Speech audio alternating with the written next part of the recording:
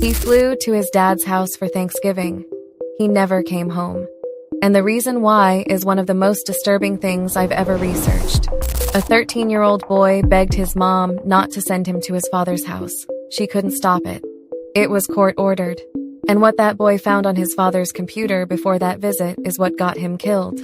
I'm Ivy Noir. I collect the stories people wish they could forget.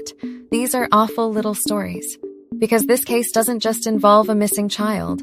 It involves a father who dismembered his own son, scattered his remains across the mountains, and then sat on national television and cried for the cameras, while he already knew exactly where every piece of his son was.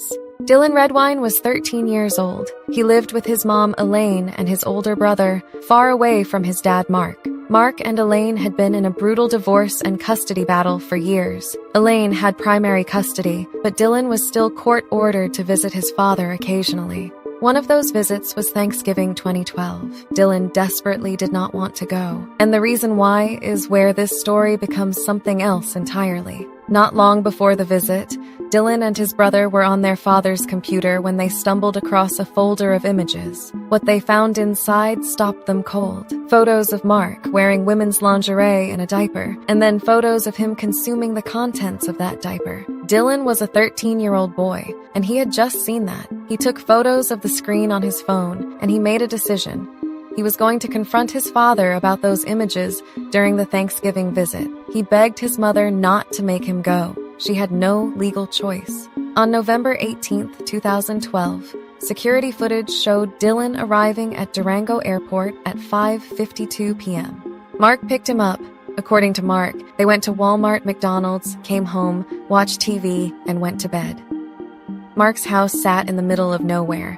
Miles of dense Colorado wilderness in every direction.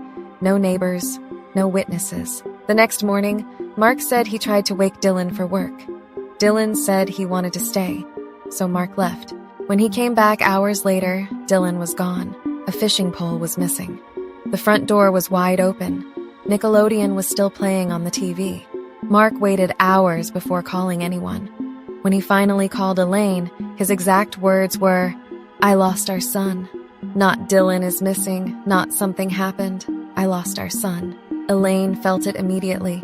Dylan hated fishing. Dylan was surgically attached to his phone, and there had been zero activity on that phone since the night before, shortly after he arrived at Mark's house. She knew from that very first phone call. She just couldn't prove it yet. Authorities initially called Dylan a possible runaway.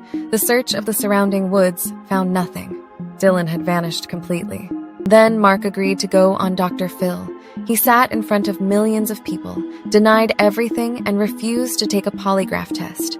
And the performance was deeply, deeply off.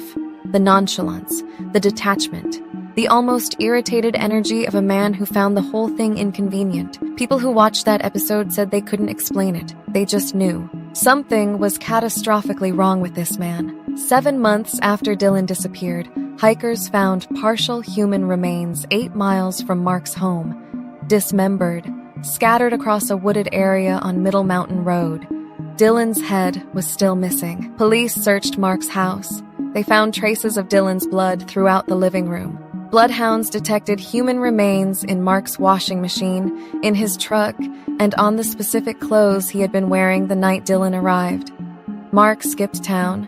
And then, in a private conversation with his other son, Mark said that investigators would need to find the rest of Dylan's body and his skull to determine whether he died from blunt force trauma. Think about that sentence. Really think about it. He also told an ex-wife around this same time that if he ever needed to dispose of a body, he would leave it somewhere out in the mountains. 2 years later, hikers found Dylan's skull 2 miles from where the rest of his remains had been discovered. Forensic analysis confirmed what everyone already knew. Dylan had died on the very night he arrived, from a skull fracture and sharp force injuries. Mark had killed his son, dismembered his body, and scattered him across the wilderness surrounding his home. It took 5 years for an arrest, 9 years for a conviction. In 2021, Mark Redwine was found guilty of second-degree murder and sentenced to 48 years in prison. He has never shown remorse. He has never told the family where all of Dylan's remains are. He still denies everything. For 9 years, He watched Elaine break apart on television. He watched Dylan's brother grieve publicly. He sat across from them on Dr. Phil and performed grief while knowing exactly what he had done and exactly where he had left the pieces of his child. All Dylan wanted to do was confront his father. He was 13 years old, and he was brave enough to say something. And that bravery, that specific moment of courage, is what ended his life. He deserved so much better than the father he was given. Did you know about this case? And how do you even begin to process the fact that a father could do this, and then spend 9 years watching his family fall apart, knowing exactly what he had done?